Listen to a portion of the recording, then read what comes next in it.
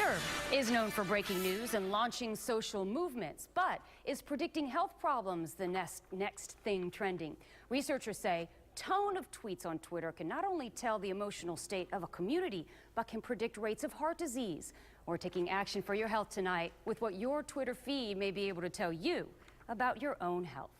Spend any time on the University of South Florida campus and you see this. Students on their phones, tweeting or posting on Facebook, many expressing their feelings. I do see that a lot. Like sometimes people do post their emotions on social networking.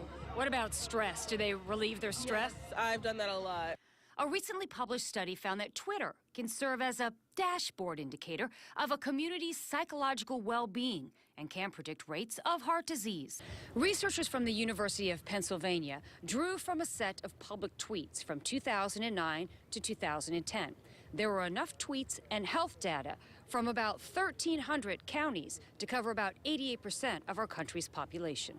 So these investigators harvested vocabulary that's associated with emotion, and you can think of it in just terms of streams of words that were coming out of people, coming out of counties, coming out of states. Researchers found that, the degree of anger, if you will, emotion in those populations normalized by risk factors was more highly correlated with heart disease than anything else. Digital producer Jarrett Hill of the now Tampa Bay shows us the map built from that study. So if you look at this, they almost look identical because you can see all of the red is where all the negative tweets were. And the red on the other map shows heart disease rates as reported on death certificates. So how does this translate to you and your heart health? If you're just constantly producing stressful tweets, if you will, it's a sign that there's something happening there. And if you think of it just on basic physiology, those people's blood pressure has to be up. They've got to be tachycardic. Their heart rates have to be up. All of which contributes to heart disease.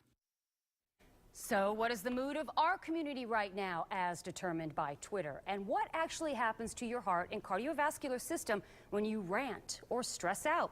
Head over to my Facebook page and I'll tell you. Just look for Linda Hurtado, WFTS under Pages, and like the page.